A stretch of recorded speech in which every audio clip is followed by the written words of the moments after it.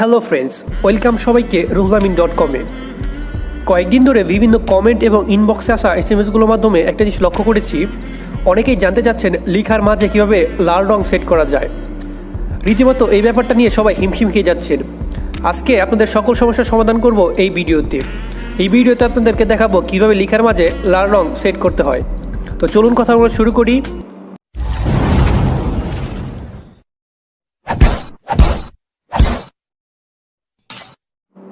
তো এই কাজটি করার জন্য আমরা Pixellab নামের একটি অ্যাপ ইউজ করব।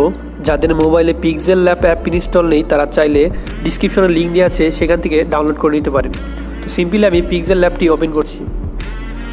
তো আপনাদের সুবিধার্থে আমি আগে থেকে একটি টেক্সট এখানে লিখে রেখেছি। তো জাস্ট আমরা এটাকেই কাস্টমাইজ করে দেখাবো, অর্থাৎ ভেতরে লাল রংটা সেট করে দেখাবো। সো এর জন্য আমাদেরকে এখান থেকে 3 নাম্বার অপশনটাতে ক্লিক করতে হবে। এরপর ড্রয়িং বা ড্র নামের যে অপশনটা আছে এখানে ক্লিক করতে হবে। তো সিম্পলি আমি এই মর ভেতরে লাল রংটি অ্যাড করছি। এর জন্য আমাকে লেখাটাকে একটু জুম করতে হবে যাতে কাজের সুবিধার্থে হয়। লেখাটাকে জুম করার পর যে অংশটুকুতে আমি লাল রংটা অ্যাড করব সেটাকে মিডিলে আনবো। এরপর নিচ থেকে যে কোনো একটি কালার চুজ করব। তো এরপর এই মর ভেতর অংশটুকুতে আমি ড্রয়িং করে দেব।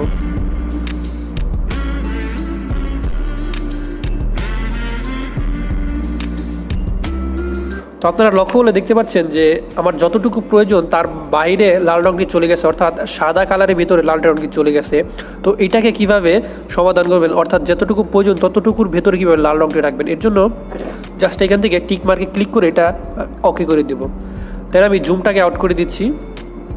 দেন নিচে আপনি একটু খেয়াল করে দেখতে পারেন এখানে অনেকগুলো অপশন আছে। এখান থেকে টু ব্যাক নামের একটি অপশন আছে। তো জাস্ট আমরা এই অপশনটাতে ক্লিক করব। তো এবার যদি আমি লেখাটাকে জুম করি, দেখুন আমাদের যতটুকু প্রয়োজন, অর্থাৎ মর ভেতরে যে লাল অংশটুকু ছিল শুধু সেই অংশটুকুতেই লাল রঙটি রয়েছে, বাদ বাকি অংশটুকু অটোমেটিক চলে গেছে। তো এইভাবে আপনি চাইলে আরও যে আপনার অংশটুকু আছে সেটুকুতেও লাল রঙটি করতে পারেন। তো সিম্পলি এই ছিল আজকের ভিডিওটি যদি ভালো লাগে তাহলে অবশ্যই একটি লাইক করবেন। ভিডিও সম্পর্কিত যে কোনো মতামত আমাদেরকে কমেন্ট করে জানাতে পারেন। আর আমাদের চ্যানেলটিকে অবশ্যই সাবস্ক্রাইব করবেন। পরবর্তী ভিডিও দেখার আমন্ত্রণ জানিয়ে আজকে এখানেই বিদায় নিচ্ছি। ধন্যবাদ এতক্ষণ সাথে থাকার জন্য।